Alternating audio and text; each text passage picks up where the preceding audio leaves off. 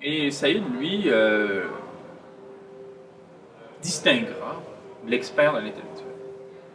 Saïd, l'expert est celui qui, au fond, capitule du point de vue du sens.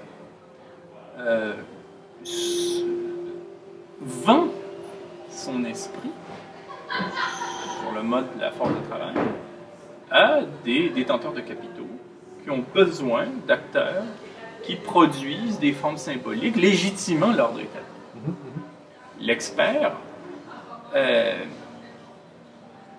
figure à laquelle le professeur d'université aujourd'hui s'assimile dangereusement, l'expert vend des résultats de recherche à des bailleurs de fonds.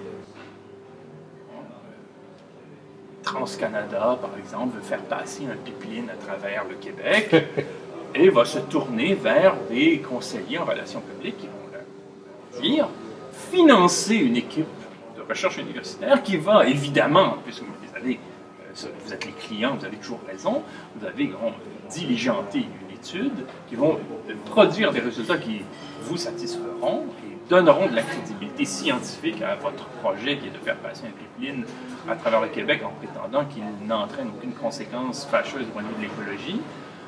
Faites cela et vous aurez donc ce que vous souhaitez, c'est-à-dire ce pourquoi vous aurez payé.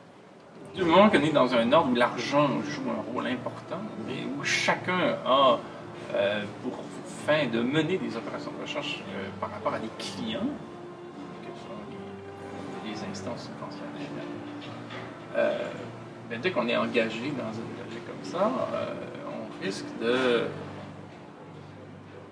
tomber dans un conformisme mauvais aloi, à savoir que tout le monde sera en mesure de dire je fais les choses en fonction d'un jeu qu'il faut jouer, même si moi je ne l'approuve pas, mes voisins l'approuvent, en tout cas ils font comme si. On est tous en train de penser quelque chose qui est une sorte de consensus qui se développe en commun, alors que personne ne s'y reconnaît vraiment, mais que voulez-vous, il faut bien s'organiser ensemble dans la conjoncture qui est la nôtre.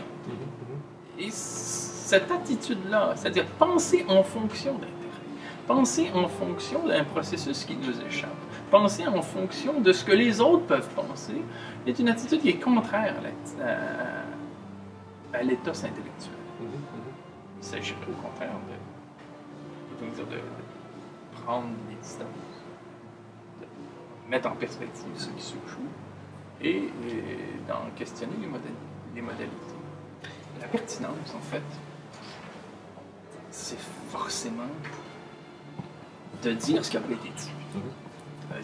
C'est pas la peine de faire un livre, ou d'écrire un article dans un journal, ou de publier un article de revue, c'est pour redire ce qui a été dit. C'est pour simplement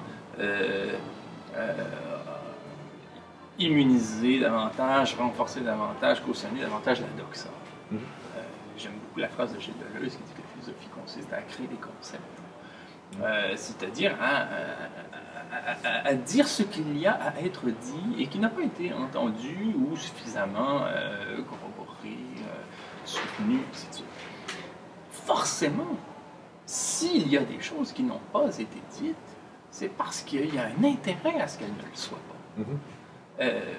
Il peut être d'ordre psychanalytique, ça peut être des choses qu'on ne veut pas voir, qu'on peut admettre, mais ça peut être aussi effectivement des raisons idéologiques qui font qu'il ne faut quand même pas dire que les riches fonctionnent la richesse, il faut plutôt dire qu'ils la créent.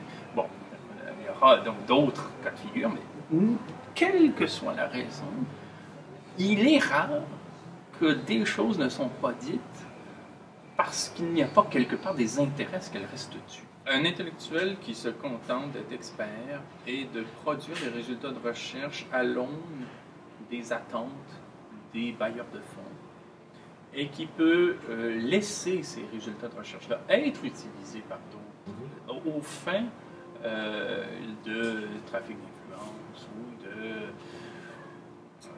de représentation publique quelconque, de type relations publiques, contribue au lobbying.